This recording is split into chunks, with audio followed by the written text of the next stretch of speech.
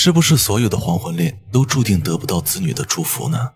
爸，我是为你好，你到现在还脑袋不清醒吗？何秀兰就是拿男人钱过活的吸血鬼。我是为你好，短短3两字却能杀人诛心，像是一把钻心利刃，扎得父亲生疼。他不明白女儿为什么千方百计拦着自己，难道人老了就连追求幸福的资格都没有了吗？不清醒的是你。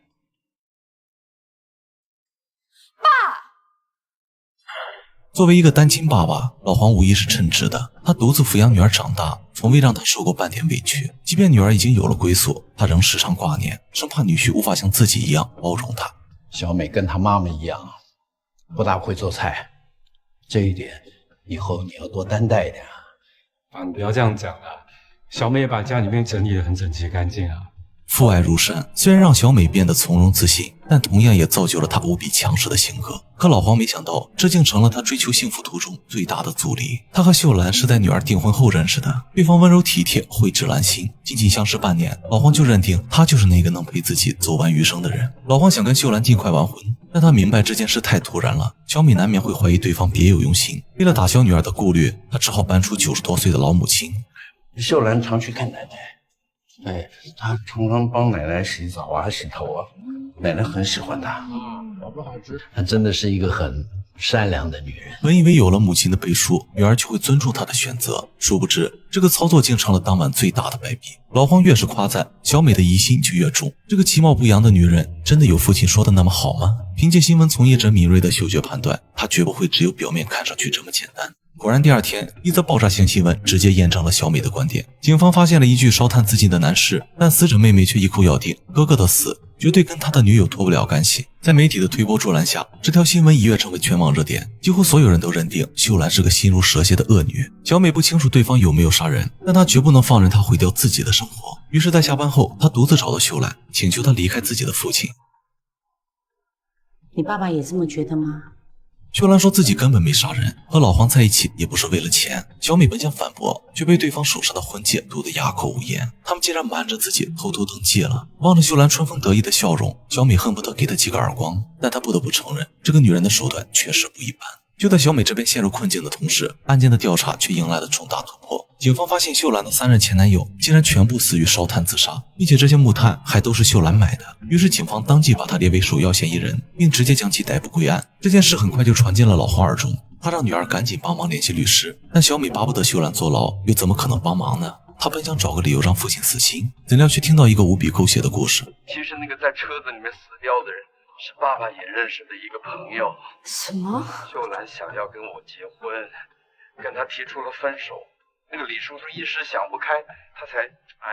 听到这件事竟然跟父亲有关，小美立马改口可以帮忙。在好友律师的据理力争下，法院最终因证据不足将秀兰当庭释放。老黄本以为妻子终于摆脱了麻烦，没想到事情的发展却一波三折。不知是哪个无良记者竟做了一期受害者家属专访，将原本已经平息的舆论再次引到了秀兰身上。老黄简直要气疯了，现在的媒体怎么能扭曲事实胡说八道呢？他求女儿利用职务之便帮秀兰做一期扭转公众印象的报道，可他怎么也猜不到，最想将妻子推进深渊的其实就是坐在跟前的小棉袄。随着新闻的不断发酵，法院迫于舆论压力再次羁押了秀兰。看守所里，老黄终于见到了心心念念的爱人，他向秀兰保证，哪怕粉身碎骨也会拼尽全力证明他的清白。看着父亲真情流露的样子，小美能清晰地感受到他是真的很爱她。不过秀兰毕竟是个杀人犯，所以即便父亲会难过，他仍要拆散他们。但也正是这份心中的执拗，最终将老黄逼上了绝路。不久后，秀兰的案件进行了公开审判。公诉律师问出了所有人心中的疑惑，为什么死者会将一生积蓄汇给你呢？面对如此棘手的难题，秀兰却给出了教科书般的答复。男人啊，都想找个会煮饭的、照顾父母的、性生活协调的女人。我刚好达到他们的理想。男人爱我，给我钱，我收了，我有错吗？再说，我钱都收了，我为什么要杀人？话音刚落，死者家属就再也压制不住满腔怒火。他们疯狂地辱骂秀兰，恨不得将其抽进包谷。可他说的有错吗？既然钱都到手了，为什么还要杀人呢？为了证明妻子的清白，老黄没日没夜地搜集线索，皇天不负苦心人，终于被他找到一项足以替秀兰平反的证据。被害人的死亡时间大约在晚上8点到10点，而这段时间秀兰恰好在金店购买婚戒，所以只要查一下监控就能证明她的清白。由于商家拒绝为自己提供视频，老黄只好将全部希望寄托在小美身上。可他怎么也没想到，满口答应自己的女儿，竟会在这种生死攸关的时刻背刺自己。带着父亲搜集到的线索，小美找到了负责本案的检察官，结果对方却告诉她，秀兰当晚根本没有出现在监控里。不仅如此，这个女人还在婚后特意为老黄买了一份巨额保险，而受益人赫然就是她自己。甚至在被捕前，她还替老黄买了一份木炭。这个女人，她的目的不光是钱。她在玩弄男人之后呢，就想要咬死他的猎物。如果我们要救你爸的话，我们必须把他关进牢里。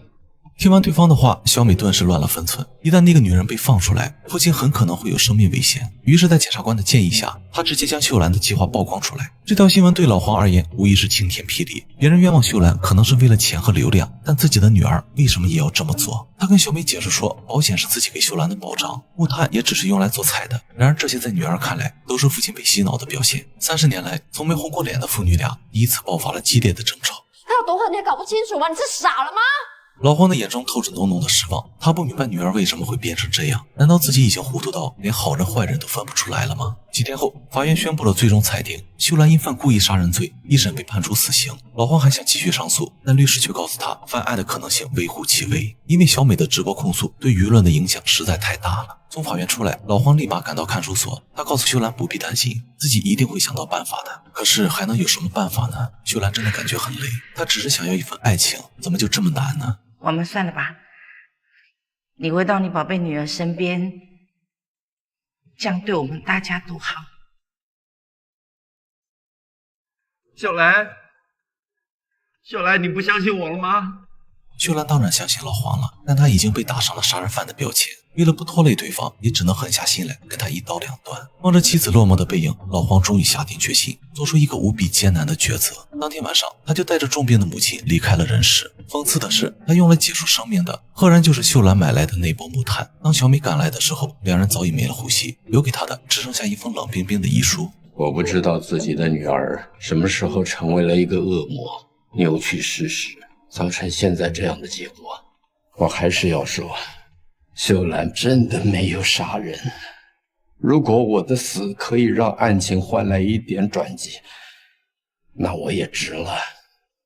回顾故事的始末，小美的出发点并没有错，可她实在太强势，太执拗了。看似处处都在保护父亲，实则却是在以爱为名绑架他，控制他。小美从未真正理解老黄对情感与陪伴的渴望，因此她更加无法理解为什么秀兰在父亲心中有着那么重要的地位。她的每一个错误选择都会在父亲心口上划开一道伤口，直至最后亲手将他逼上绝路。当我是为你好沦为剥夺他人选择权的借口，我们是否应该反思那些强加于人的观念能否经得起时间的考量呢？